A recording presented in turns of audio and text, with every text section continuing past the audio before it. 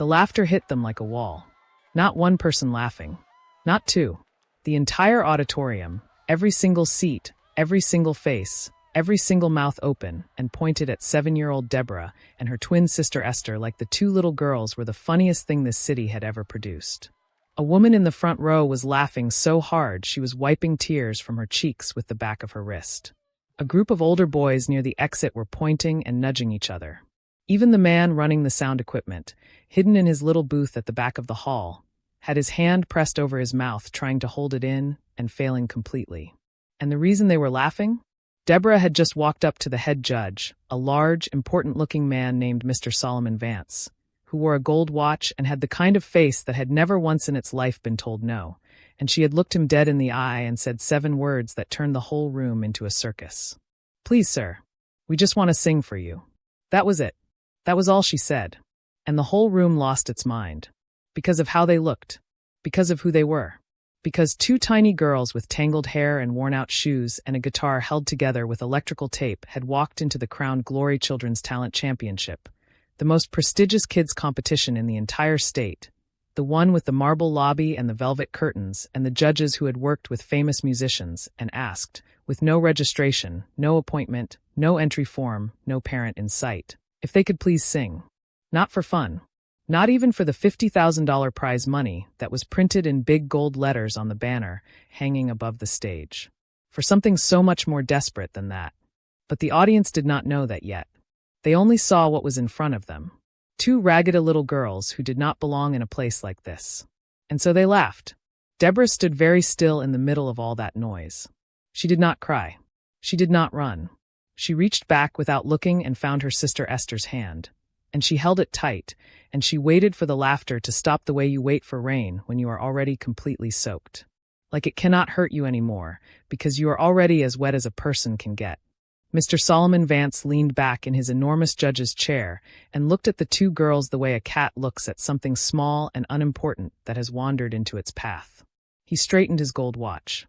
He let the laughter settle into chuckling, then into quiet, because he was a man who understood timing and he wanted his next words to land properly. "Tell me something, little girl," he said, his voice slow and smooth and full of the particular cruelty that dresses itself up as amusement. "Did you come here straight from the street? Because it certainly looks that way." More laughter. Louder this time. Deborah's jaw tightened. Something moved behind her eyes. She opened her mouth to speak. And that was the moment the 3rd judge, a woman who had been sitting very quietly at the end of the table, set down her pen, looked up, and saw something in Deborah's face that made her go completely, absolutely still. Nobody in the auditorium noticed the judge do that. They were all still laughing. They had no idea what was coming. Before we tell you what happened next, you need to understand something. You need to understand who Deborah and Esther were, and where they came from, and what had brought them to this marble-floored auditorium on this cold November afternoon with a taped-up guitar and 7 months of desperate hope sitting on their tiny 7-year-old shoulders. Because this story did not begin in that auditorium. It did not begin with laughter or cruelty or velvet curtains. It began in a hospital corridor on a Tuesday morning that smelled like bleach and bad news. Their mother's name was Miriam. Miriam Ashford. She was 30 years old, and she was the kind of beautiful that had nothing to do with how she looked, though she was lovely in a quiet, honest way, with warm brown eyes that crinkled at the corners when she smiled and hands that were always slightly rough from working. She was beautiful because of what she did with what she had. Because she lived in a 2-room apartment on the 4th floor of a building where the elevator had not worked in 3 years, and she raised twin daughters on almost nothing. And she filled that apartment with warmth the way other people fill apartments with furniture. Stories at night. Songs in the morning. The smell of whatever she could make stretch into a meal that tasted like she had been cooking it all day. She was the kind of mother who made poverty feel, most of the time, like something the family was simply passing through on the way to somewhere better. But her kidneys were dying. She had not wanted to say those words to her daughters. She had tried softer words first. "Mama's body is a little tired. The doctors just want to check some things. Everything is going to be fine, my loves." She had kept the hospital letters folded small and tucked into the inside pocket of her winter coat where small hands would not find them. She had hidden the prescription bottles at the back of the bathroom cabinet behind the spare soap. She had done all of this with the particular skill of a mother who has decided to carry a weight alone because the people she loves most in the world are too small to help carry it. What she did not know was that Deborah had already found the letters. 3 weeks before that November afternoon at the talent show, Deborah had reached into her mother's coat pocket looking for a tissue. Because Esther had scraped her knee on the walk home from school and was crying and Mama was asleep and Deborah needed to fix it herself. Her fingers had found the folded paper instead. She had taken it to the corner of the room they shared, the room with the 2 mattresses on the floor and the window that looked out onto the brick wall of the next building, and she had read it. Slowly, because some of the medical words were long and hard, but she had worked through every single one of them until she understood. Kidney disease. Progressive. Surgery required. Estimated cost without insurance coverage. $25,000. Deborah had sat with that piece of paper for a long time. Then she had folded it exactly as she had found it, put it back in the coat pocket, and gone back to fix Esther's knee. She had not cried. She would cry later, quietly, after Esther was asleep, with her face pushed into her pillow so nobody would hear. But in that moment, she simply decided something. The way that certain children, the ones who have been forced to grow up in pieces before their time, simply decide things. Quietly, completely, without drama. She decided she was going to save her mother. She told Esther that same night, after the lights were out, in the whispered language the 2 of them had developed over 7 years of sharing a room and a life and everything else. Esther listened without interrupting, which was unusual because Esther interrupted everything. And when Deborah finished, there was a long, quiet moment in the dark. "How?" Esther whispered. "I don't know yet," Deborah said. "But we will." The first thing they did was start selling flowers. It had come to Deborah while she was watching a woman outside St. Raphael's Hospital on Denison Avenue, just 2 blocks from their apartment. The woman had a little folding table and buckets of carnations and roses, and people going in and out of the hospital stopped constantly. Visitors who had forgotten to bring something. Husbands rushing in to meet new babies. People who needed to say sorry or I love you or please don't leave me and did not have the words but had $2 for a flower. Deborah watched the woman's coffee tin fill up with coins and small bills for 45 minutes, and then she went home and told Esther they were going to do the same thing. They bought their first batch of flowers with the $6.40 that had been saved in the old jam jar under the mattress. 12 carnations from the wholesale stall at the Friday market. They carried them to the pavement outside St. Raphael's the next morning. 2 small girls standing very straight and serious, holding flowers out to every person who passed with a politeness so genuine it was almost impossible to walk past without stopping. Esther was the one who talked to people. She had a gift for it, a natural warmth that came off her like heat from a lamp, and she would look up at strangers with those big honest eyes and say, "We're selling flowers, sir," or, "Would you like one for someone you love?" In a voice so sincere that grown adults would stop mid-stride and reach for their wallets with a softness in their faces they had not been wearing a moment before. Deborah counted the money and kept it in a small envelope inside her left shoe where it would be safe. Every day after school. Every Saturday morning. Rain or cold or tired feet that ached from standing on concrete for hours. They sold flowers and they saved, and Deborah wrote the total each night in pencil on the inside back cover of her reading notebook.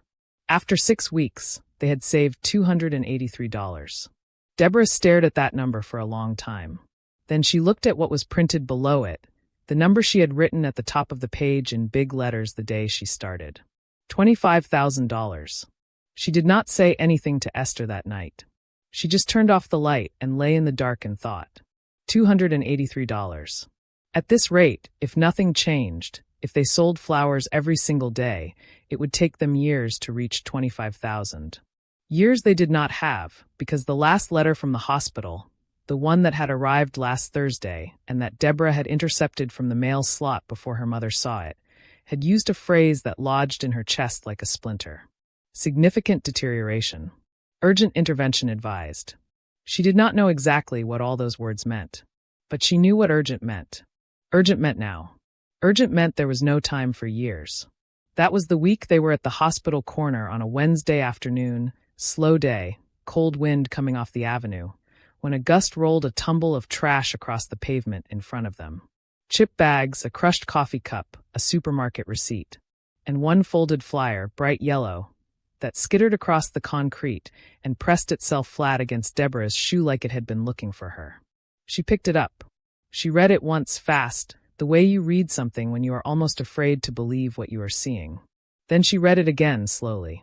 Crowned Glory Children's Talent Championship. Open to all children ages 6 to 12. Sing, dance, play an instrument. First prize, $50,000. Registration and performance date, November 14th. Goldfield Auditorium, Main Street. $50,000. Deborah looked up from the flyer. Esther was watching her, reading her face the way only a twin can read a face, seeing something there that made her go very still. "What is it?" Esther asked. Deborah held the flyer out. Esther took it. "Read it." And the cold and the tired feet and the $283 that would never be enough, all of it fell away from Esther's face, replaced by something electric and alive and burning. "Deborah," she breathed. "I know," Deborah said. "This is it. This is how we save Mama." And then Deborah said something that neither of them expected, something that came out of a memory that surfaced at exactly that moment, rising up from somewhere warm and safe. She said, "Mama told us she came fourth in a talent show when she was young, playing guitar. She said she would have won, but she thought somebody paid the judges." Esther's eyes went wide. "Mama plays guitar?" "She used to. Before everything." Deborah paused. "There's that old guitar under her bed. The one she said belonged to her mother." The two of them looked at each other. They were 7 years old. They had never had a guitar lesson in their lives. They had never performed in front of anyone. They had no money for an entry fee, no parent to sign the registration form, no proper clothes to wear on a stage. They had nothing, absolutely nothing except each other, and a mother lying in an apartment 3 blocks away who was running out of time. "We have 11 days, Deborah said. Esther squared her small shoulders. "Then we better start today." What happened in those 11 days, what the two of them practiced in secret while their mother slept, what Deborah discovered about the guitar that made her hands shake for a completely different reason than fear, and what was waiting for them inside the Goldfield Auditorium that none of them could have possibly prepared for, all of that was still ahead of them. But at that moment, standing on a cold pavement outside a hospital with a yellow flyer between them and $50,000 and their mother's life on the other side of an impossible distance, Deborah and Esther Ashford made each other a promise. They were going to win. They had no idea that someone was already planning to make absolutely sure they didn't. The guitar was under the bed, exactly where Deborah said it would be. She waited until Wednesday evening, until their mother had taken her medication and fallen into the deep, heavy sleep that the pills always brought, the kind of sleep that made Miriam look both peaceful and frighteningly fragile at the same time. Deborah stood in the doorway of her mother's room for a moment, just watching her chest rise and fall, making sure. Then she got down on her knees on the cold floor and reached under the bed, past the old shoebox of documents and the spare blanket folded flat, until her fingers touched something hard and smooth and curved. She pulled it out slowly, careful not to scrape it against the bed frame. It was wrapped in an old pillowcase, faded yellow with little white flowers on it. Deborah unwrapped it the way you unwrap something that belongs to someone else, which it did. It had belonged to their grandmother, a woman neither of them had ever met, who had died before they were born and left behind almost nothing except this guitar and the story of how she had played it at church every Sunday for 30 years until her fingers got too stiff to make the chords. The guitar itself was old. Anyone could see that. The wood was dark and scratched in places, and one of the tuning pegs had a small crack running through it, and the strap that should have hung from the top had broken off completely at some point, leaving just 2 small metal hooks behind. Someone, at some point, had wrapped a strip of black electrical tape around the base of the neck, where the wood had started to split. But when Deborah turned it over in her hands, when she looked at the curve of it and the grain of the wood, and the way it had been held and played and loved for so many years that it seemed to carry warmth in it even now, she felt something in her chest she could not name. Esther appeared at her shoulder. "Is it broken?" "Some parts," Deborah said quietly. "Can we fix it?" Deborah plucked one string carefully. A note came out, low and slightly off, but clear. "Alive." She plucked another. Then another. "I think it just needs tuning," she said. What she did not say, what she kept to herself in the way she kept many things to herself, was that she had absolutely no idea how to tune a guitar, or how to play one, or how any of this was going to work in 11 days. She was 7 years old, and she had never held a guitar in her life until 30 seconds ago. But she had heard her mother hum. She had heard her mother sing around the apartment in the mornings when she thought the girls were still asleep, soft and clear, little melodic pieces of songs that floated through the thin walls and wove themselves into Deborah's half-sleeping mind. And she had inherited from her mother, without knowing it, the thing that cannot be taught. The thing that either lives in a person or it does not. She had an ear. She could hear when something was right. She could hear when a note was slightly wrong the same way she could hear when a person was saying something they did not fully mean. It was just a feeling that lived in her chest, a quiet vibration that told her yes or not yet. She spent the rest of that evening, after Esther fell asleep, sitting on the kitchen floor with the guitar across her lap and her mother's old phone, the cracked one that only worked on Wi-Fi, propped against the chair leg playing a free guitar tuning video she had found after searching for 20 minutes. She turned the volume all the way down so only she could hear, and she worked each tuning peg with the focused, unhurried patience of someone who has decided that frustration is simply not an option right now. It took her 2 hours to get it close enough.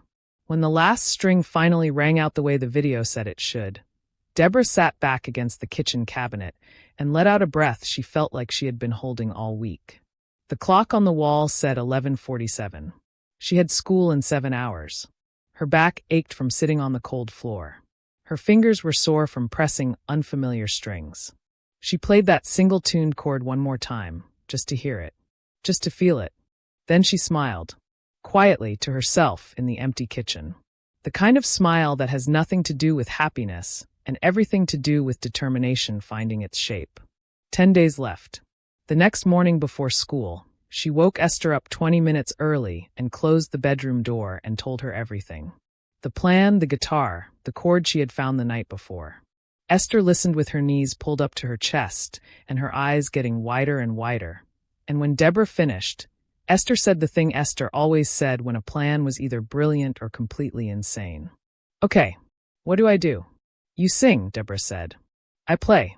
We do it together like we do everything." "What song?" Deborah had thought about this. She had been thinking about it since the moment she found the flyer. There was only one answer that made any sense.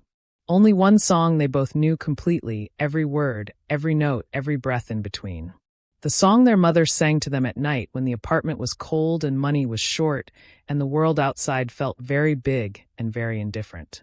It was a song Miriam had written herself years ago, before the girls were born, back when she still believed she was going to be a singer. It did not have a proper title. They just called it Mama's Song. It was about being small in a large world and still choosing to keep going. It was about love that does not run out even when everything else does. It was the most beautiful thing either of them had ever heard, and they had heard it so many times on so many cold nights that it lived in them the way their own heartbeats lived in them. Without effort, without thinking, just there always exactly when they needed it. "Mama's Song," Esther said softly when Deborah told her. "Mama's Song," Deborah confirmed. Esther was quiet for a moment. Then she said, "She's going to know we took the guitar. Not if we put it back every morning before she wakes up." Esther looked at her sister with the particular expression she reserved for moments when Deborah's plans required a level of logistics that made her head hurt. "Every morning. Before she wakes up. She sleeps late when she takes the medication," Deborah said. "We have time." And so it began.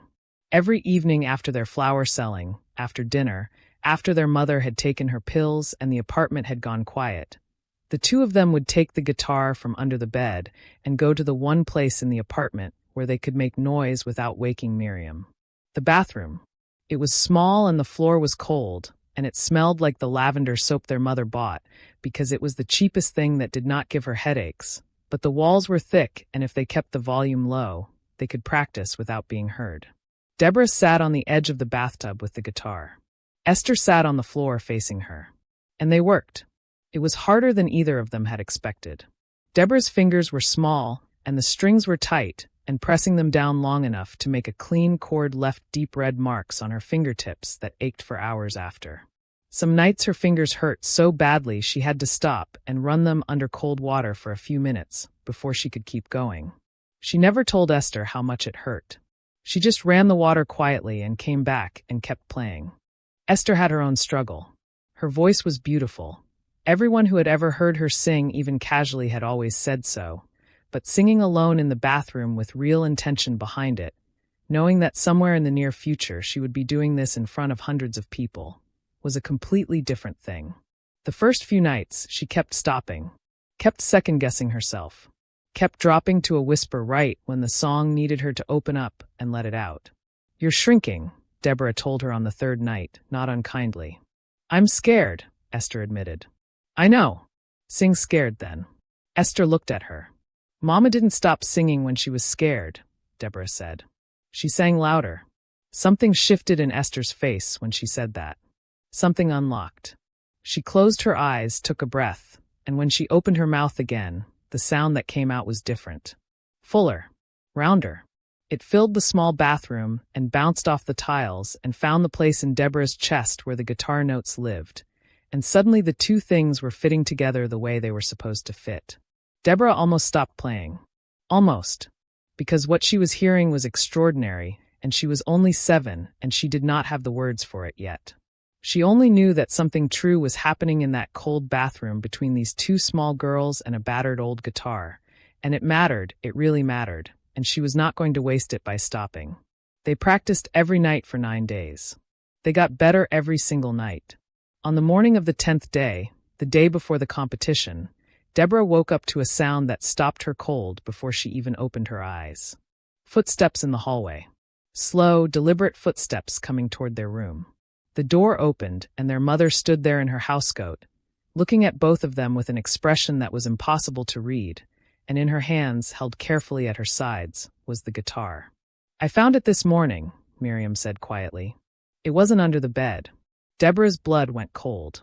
In her exhaustion the night before, she had forgotten to put it back. The three of them stayed like that for a long moment, nobody speaking. Then Miriam looked down at the guitar in her hands, and something moved across her face that was too complicated and too painful for her daughters to fully understand. She ran her thumbs slowly across the strings. The chord that came out was different from anything Deborah had found. Fuller. Richer. The chord of someone who had once loved this instrument completely and had not touched it in a very long time. "How long?" Miriam asked. 9 days, Deborah said. Miriam looked up. "Show me." Deborah's heart hammered. She looked at Esther. Esther gave the smallest nod. Deborah took the guitar from her mother's hands, sat on the edge of the bed, and began to play. And Esther began to sing. Mama's song.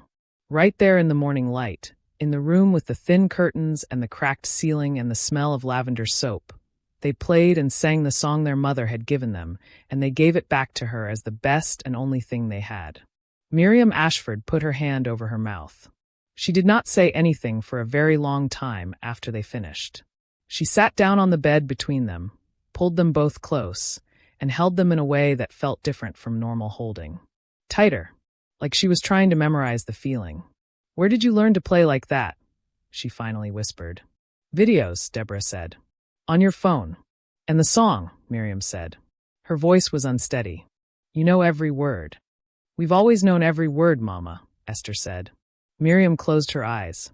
A tear ran down her face, and she did not wipe it away. Then she said very softly, "There's a competition tomorrow." Deborah froze. "I know about the flyer," Miriam said. "I found it in your shoe 3 days ago, Deborah. Along with the envelope." The silence that followed was the loudest silence Deborah had ever sat inside. "Mama, please don't say no," Esther whispered. "Please. We can win. You know we can. You just heard us." Miriam opened her eyes. She looked at her daughters, these 2 small, fierce, beautiful girls who had spent 9 nights on a cold bathroom floor teaching themselves her mother's guitar to save her life. And her face did something that was both a smile and something that looked like it cost her everything. "I know you can," she said quietly. Then she straightened, wiped her face, and said the words that neither of them expected. "But there's something about that competition you don't know. Something I never told you. And if you're walking into that building tomorrow, you need to hear it first." She paused. "The head judge, Solomon Vance." Her voice changed when she said his name. Got quieter and harder at the same time, the way a door sounds when it closes on something painful. "I know him. I've known him for a very long time." Esther looked at Deborah. Deborah looked at her mother.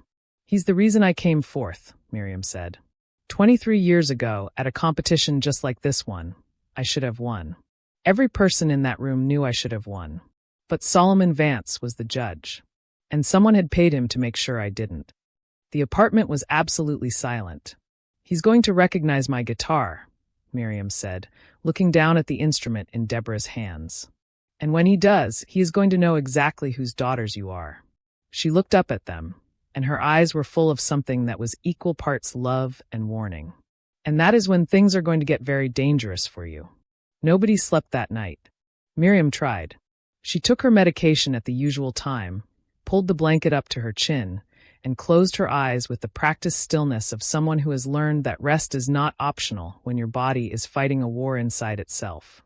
But Deborah lay on her mattress listening, and she could tell from the rhythm of her mother's breathing through the thin wall that Miriam was not asleep.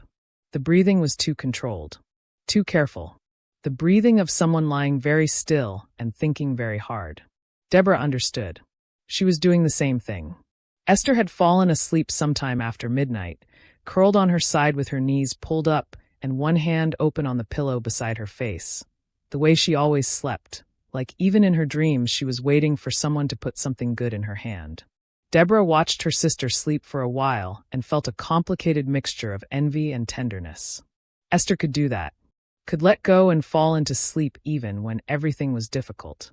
It was one of the many small ways they were different from each other despite being made from the same moment, the same heartbeat, the same beginning. Deborah could not let go. Not tonight.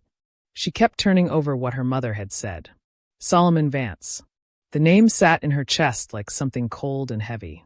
She had no face to put to it yet, only the way her mother's voice had changed when she said it, going quiet in that particular way that meant the feeling behind the words was too large to let out all at once.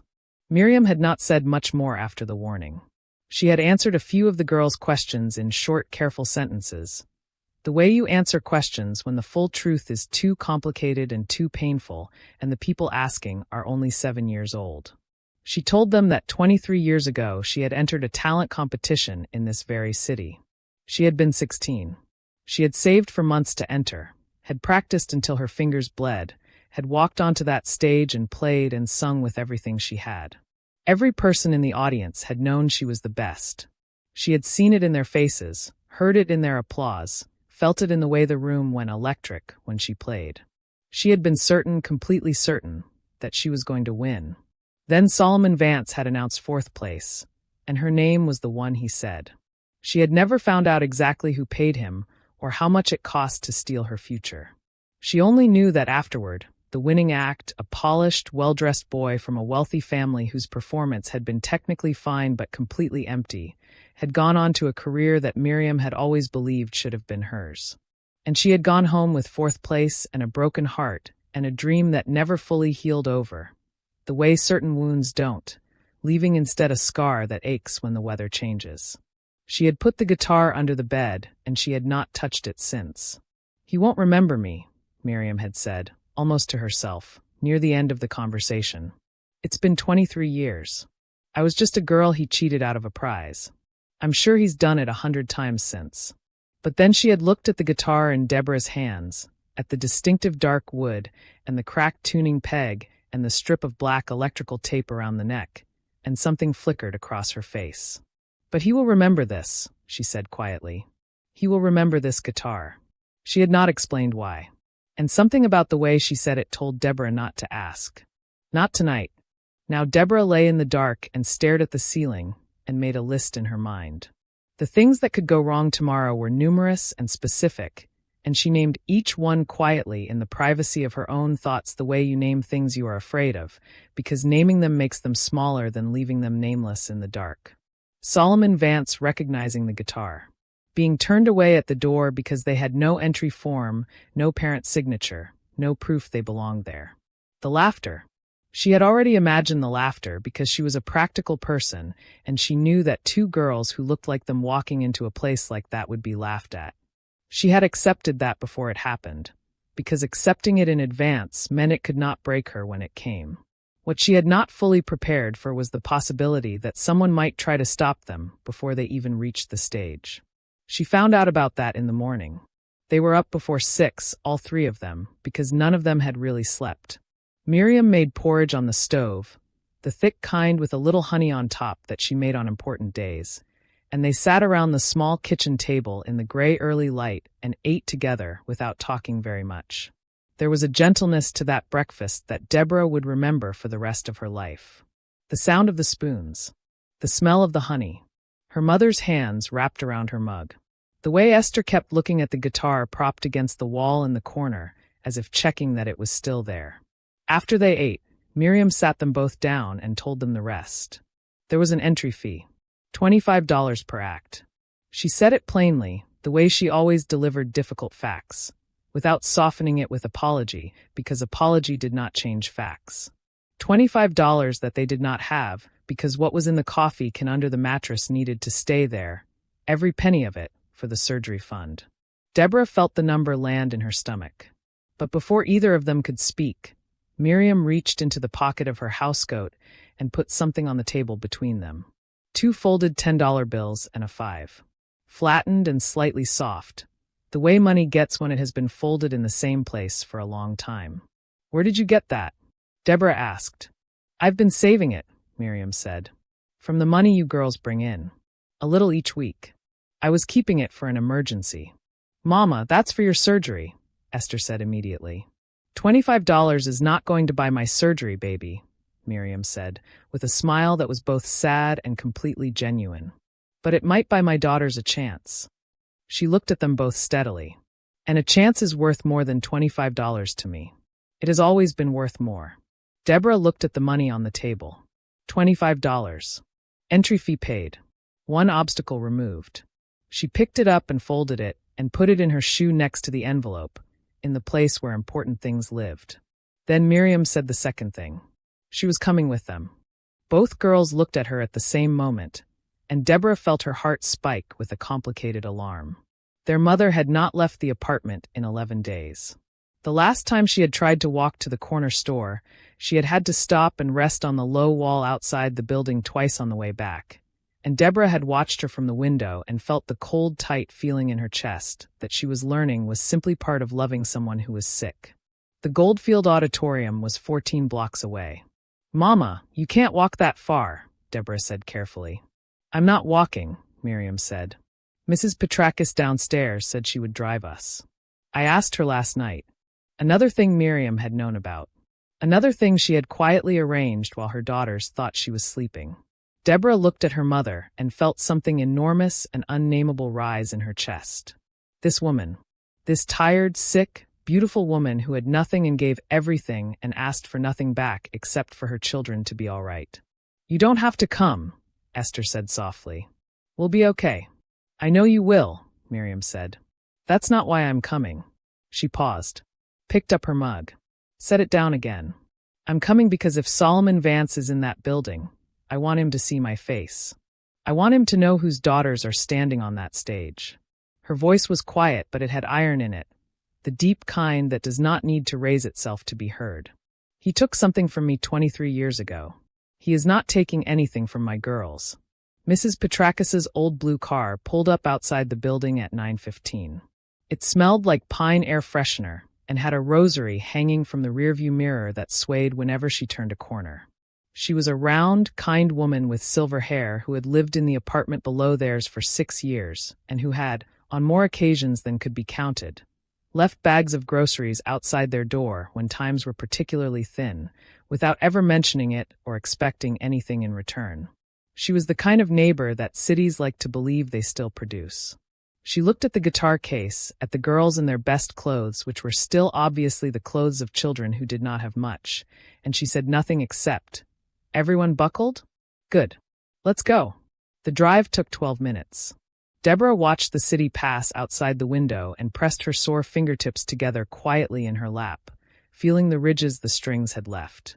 Beside her, Esther was mouthing the words to the song silently, running through it one more time, eyes closed, lips moving.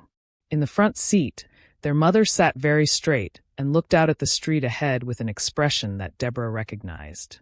It was the expression Miriam wore when she had decided something completely and was not going to be moved. The Goldfield Auditorium appeared at the end of Main Street like something from a different world.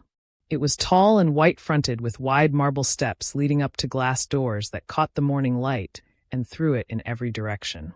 A banner stretched across the front of the building, gold letters on deep blue, crowned Glory Children's Talent Championship, flapping slowly in the November wind.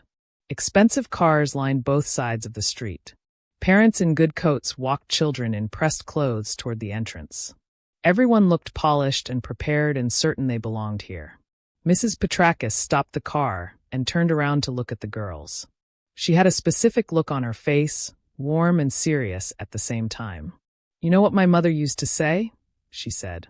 "She said the most powerful person in any room is the one who has nothing to lose and everything to give." She nodded at the guitar. "Go give it." They climbed out of the car into the cold morning air. And that was when Deborah saw him.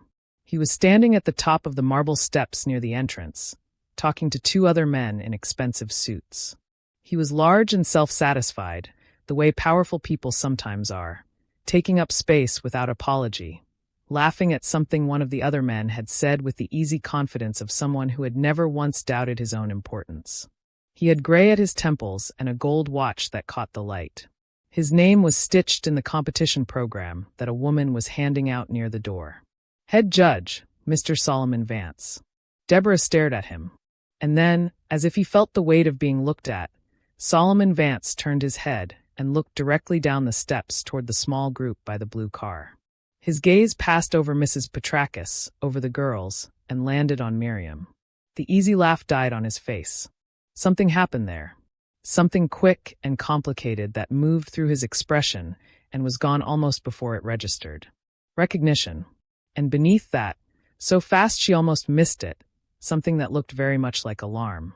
Miriam held his gaze from the bottom of the steps without moving, without smiling, without looking away.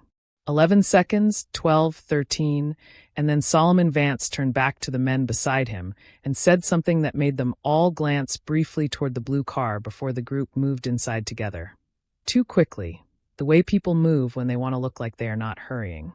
Esther tugged Deborah's sleeve. "Did you see that?" "I saw it," Deborah said. Their mother put a hand on each of their shoulders from behind. Her hands were steady. "Stay close to me," she said. "And no matter what anyone says to you inside that building, you do not leave. You understand me? You do not leave until you have sung." They walked up the marble steps together. Inside, the lobby was everything the outside had promised and more. High ceilings painted cream and gold, a chandelier that scattered light like broken water, round tables with flower arrangements, people clustered in groups talking and laughing. Competition volunteers in matching blue shirts moved through the crowd directing people to registration, to warm-up rooms, to the auditorium doors. On a board near the entrance, the running order was printed on crisp white paper behind glass. 32 acts. Each one with a name, an age, a brief description. Deborah scanned the list looking for their names and found them immediately, because their names were not on it. They were not registered. They were not expected. They did not exist on any official paper in this building. She went to the registration desk. The woman behind it was young and professional and gave them a polite smile that flickered slightly when she took in their appearance. Deborah put the $25 on the desk and explained that they wanted to enter. The woman's polite smile held, but her eyes went to the clock on the wall. "Registration closed 2 weeks ago, sweetheart," she said. "I'm sorry, we can't add acts on the day." "Please," Deborah said. "I really am sorry. Rules are rules." "Please," Esther said from beside her, and something in the way she said it, raw and undecorated and entirely real, made the woman's professional smile falter for just a moment. "I can't," she started. "Let me handle this." The voice came from behind them. Deep, smooth, entirely certain of itself. Deborah turned. Solomon Vance was standing 3 feet away with his hands in his pockets and an expression on his face that was arranged into something that looked like generosity, but felt, to Deborah's instincts, which had been sharpened by years of reading adults accurately, like something else entirely. His eyes moved from the girls to the guitar to the doorway where Miriam was standing with Mrs. Petrakis, and when they found Miriam, they stayed there 1 second too long. "It's fine, Rebecca," he said to the registration woman without looking at her. "Add them to the end of the running order." Act 33. He looked down at the girls and smiled the smile of someone performing generosity for an audience. "Everyone deserves a chance. Isn't that what this competition is about?" He looked directly at Deborah when he said it. And Deborah, 7 years old, with sore fingers and an old guitar and $50,000 and her mother's life balanced on the edge of this moment, looked directly back at him and felt in her bones what she could not yet put into words. He had just let them in. And it was the most dangerous thing that had happened to them all day. Because Solomon Vance did not do anything without a reason. And whatever his reason was for letting them onto that stage, it had nothing to do with kindness. She was certain of it. Behind her, she heard her mother make a sound. Barely a sound. Just a small, sharp intake of breath that nobody else would have noticed or understood. But Deborah understood it. It was the sound of someone who has just seen something they were afraid of seeing confirmed. The competition was starting in 20 minutes. Act 33 was last. And somewhere in this building, the man who had stolen her mother's dream 23 years ago was already deciding what he was going to do to her daughters. Please subscribe to this channel to support our growth. 20 minutes felt like 20 seconds. The warm-up room they were given was a small storage space at the back of the building, down a narrow corridor that smelled like old carpet and cleaning fluid. There were no mirrors, no chairs with cushions, no little stars on the door like the other acts had. Just a folding table, 2 plastic chairs, and a flickering fluorescent light overhead that buzzed faintly like a trapped insect. Deborah was certain this room had been chosen specifically for them, because everything about it said the same thing the registration woman's flickering smile had said, the same thing the other parents in the lobby had communicated by looking slightly past them rather than at them. "You do not belong here." Miriam sat in one of the plastic chairs and said nothing about the room. She simply took the guitar from Deborah, turned it over in her hands once, the way she had done in the apartment, touching the familiar worn wood with something private and unspoken in her face. Then she handed it back and said, "Tune the G string." It dropped slightly in the car. Deborah tuned the G string. Esther stood in the corner running her fingers through her hair, trying to smooth it into something that felt presentable, and Deborah watched her and felt a sudden fierce wave of love for her sister that almost knocked her sideways. Esther's hair was never going to look like the hair of the girls they had seen in the lobby, the ones with the ribbons and the neat braids, and the mothers who had spent an hour that morning making everything perfect. But Esther's hair was hers. It was their mother's hair, full and dark and stubborn, and there was nothing wrong with it. There was nothing wrong with either of them. Deborah wanted to say this out loud, but the words felt too large for the small buzzing room, so she kept them inside and tuned the G string and made them true by believing them. Their mother called them both close. She held them by their faces, one hand on each girl's cheek, and she looked at them for a long time without speaking. Her hands were cool and slightly rough, and they smelled like the lavender soap, and Deborah closed her eyes for just a moment and breathed that in, stored it somewhere safe inside herself for the next hour. "Listen to me," Miriam said quietly. "Not as your mother right now. As someone who has stood on a stage and been afraid. Listen." She waited until both pairs of eyes were fully on hers. "The fear is not your enemy. The fear means it matters. Let it matter. Let every single thing you are feeling come through your hands and your voice and your music, because that is what music is for. Not to sound perfect. To sound true." Her thumbs moved gently across their cheekbones. "You are the truest things I know. So go out there and be true." Esther's eyes were shining.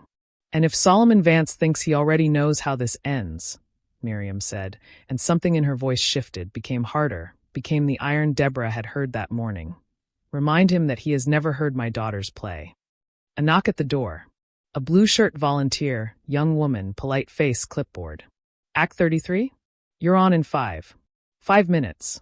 Miriam stood up slowly, the effort of it visible only in the slight tightening around her eyes, the kind of pain she never announced. She straightened Esther's collar. She smoothed Deborah's sleeve. She picked up the guitar and placed it in Deborah's arms like she was placing something sacred there, which she was. "I will be in the front row," she said. "I will be watching every second." She walked out ahead of them toward the auditorium. Deborah and Esther stood alone in the buzzing little room for one last moment. Esther reached over and took her sister's hand, the one not holding the guitar. Deborah squeezed back. No words. They did not need words. They had been finishing each other's sentences and sharing each other's silences for 7 years. They knew everything the squeeze meant. "We are terrified. We are ready. Let's go." The auditorium was fuller than anything Deborah had imagined from the outside. Every red seat taken, parents and families packed in tight, programs on laps, phones raised to record. The stage was enormous and brilliant with light, so bright that when the volunteer walked them to the entrance of the stage wing, Deborah could feel the heat of it from 5 feet away. From backstage, she could hear the act before them finishing, a 12-year-old boy playing a polished, technically perfect violin piece that received sustained applause when it ended, the kind of applause that had been trained by 1,000 recitals to know when to start and when to stop. Then Gerald Ashworth's voice boomed through the speakers. "Ladies and gentlemen, our final act this afternoon. Please welcome, from right here in the city, performing an original song, Deborah and Esther." No last name. They had not given one at registration. The applause was polite and brief, the automatic applause reserved for names nobody recognized. Deborah walked out into the light with Esther beside her and the guitar against her chest, and she felt the exact moment the audience saw them. Felt it the way you feel a temperature change when you walk from one room to another. The polite applause thinned. A murmur moved through the seats. She could not see individual faces clearly through the stage lights, but she could feel the collective expression, and it was the one she had prepared herself for. Who are these children? Why are they here? Where are their proper clothes, their proper parents, their proper everything? And then came the laughter, just as she had known it would. It started when a man in the third row leaned over to say something to the woman beside him, and she laughed. And it spread the way these things always spread, person to person, the permission to be unkind passing through the room like a current. Someone near the back said something Deborah could not hear, and the people around them found it very funny. Gerald Ashworth, to his small credit, did not laugh openly, but he turned slightly away from the microphone and his shoulders moved. At the judges' table, directly below the stage, 3 people sat with scorecards and water glasses and expressions that told very different stories. The woman on the left, small and sharp-eyed with close-cropped gray hair and the particular stillness of someone who listens for a living, was not laughing. She was watching. The man in the middle was smiling the smile of someone who finds the discomfort of others mildly entertaining. And Solomon Vance, at the right end of the table, was leaning back in his chair with his arms folded and his gold watch catching the stage light, and he was smiling too, but his smile was different from the middle judge's smile. It was satisfied. It was the smile of someone watching a plan proceed exactly as expected. Deborah saw that smile, and something happened inside her that she had not predicted and had not prepared for. It was not more fear. It was not despair. It was something that started small and low in her chest and built quietly and quickly into something she recognized, because she had felt it before, on the cold bathroom floor at midnight with her fingers bleeding and the song not yet right, and on the pavement outside St. Raphael's when nobody was stopping and the cold was mean and the coffee tin was still nearly empty. She had felt it every single day for 6 weeks while she watched her mother try to hide her pain and fail just slightly, just enough for a daughter who loved her to see. It was the feeling of having no choice but to be extraordinary. She stepped to the microphone. The laughter was still going, still rolling through the seats in waves. She waited, stood completely still with the guitar held against her chest, and waited with a patience and a stillness that was wrong for a 7-year-old, that belonged to someone who had been through much more than 7 years of living, and slowly, one by one, the laughter began to notice the silence it was laughing into and felt uncomfortable and thinned and faded. The auditorium went quiet. Not fully, not respectfully. The tense, suspended quiet of people waiting for something to fail. Deborah found her mother in the front row. Miriam was sitting very straight in the red seat, her hands folded in her lap, her face calm and open and full of everything. Their eyes met, and Miriam did the thing she always did when she wanted her daughters to know she was with them. She pressed her hand flat against her chest, over her heart. slow and deliberate. "I am here. You are not alone." Deborah pressed her own hand to her chest for 1 second. Then she dropped it to the guitar strings. She played the first chord. It rang out through the silent auditorium, clear and warm and full. And it was the right chord, it was completely right, and she felt it in every sore place on her fingertips like the pain had been worth something after all. She played the introduction, 8 bars, just the guitar alone, and somewhere in the 3rd bar she heard the quality of the silence in the room change. Just slightly. Just enough. The held breath waiting for failure silence shifted into something different. Something more attentive. Something that leaned forward almost imperceptibly in 1,200 collective seats. Then Esther opened her mouth and sang.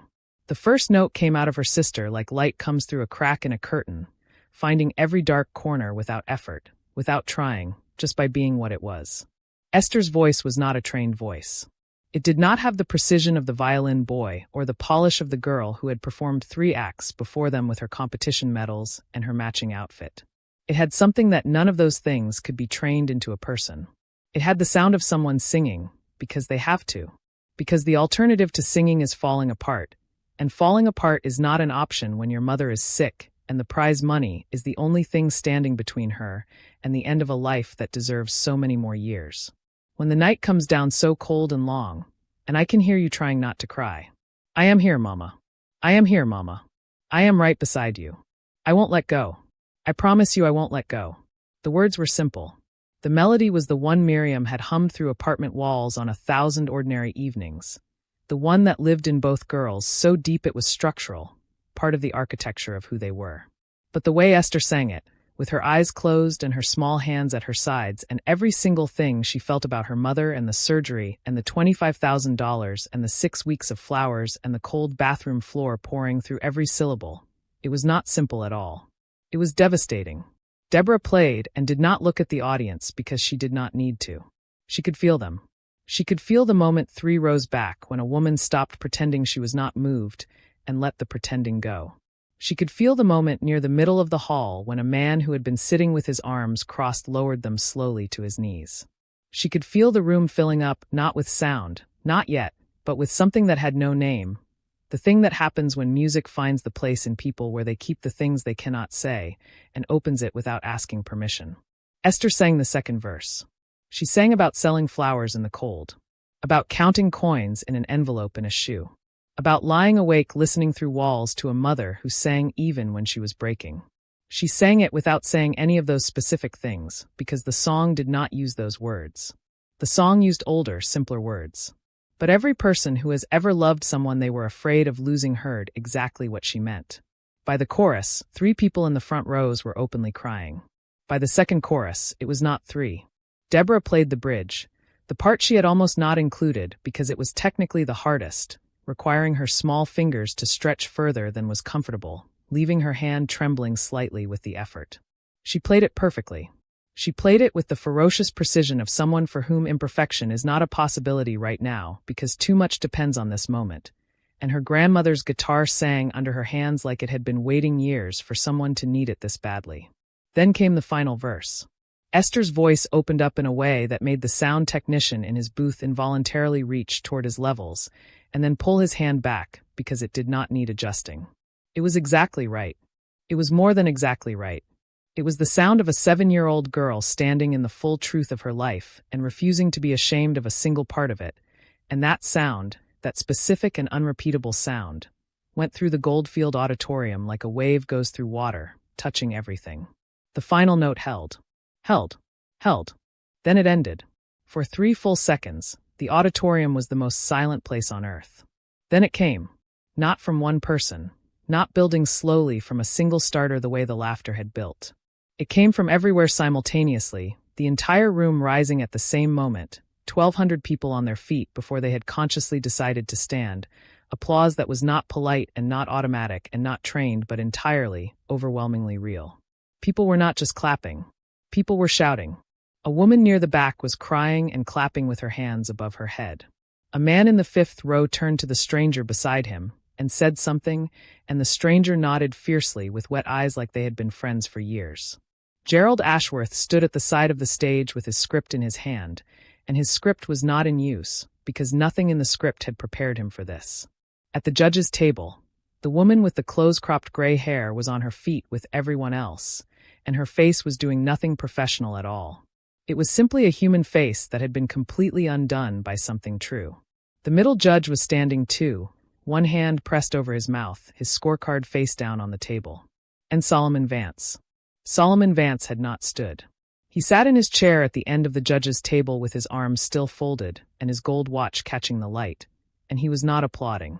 He was looking at the stage with an expression that was trying very hard to be unmoved and was losing the battle visibly, the way a wall loses a battle against something relentless, cracking at the edges first, the cracks spreading inward.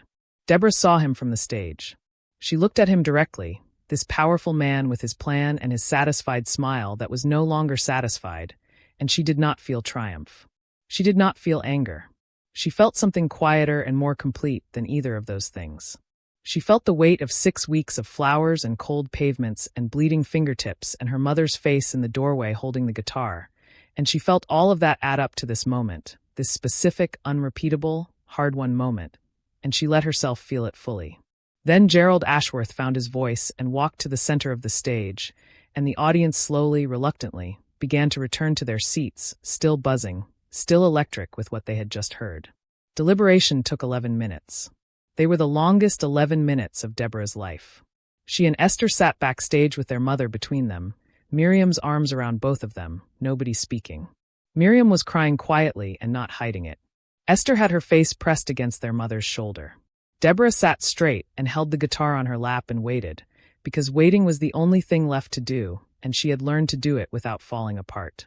When the volunteer came for them, her face was professionally neutral, giving nothing away. They walked back out to the stage together. All the acts lined up, 33 children in a row under the bright lights with the audience back in their seats, and the energy in the room still humming with what everyone had felt and not yet processed. Gerald Ashworth stood at the microphone with an envelope. He opened it. He looked at the card inside. Something moved across his face.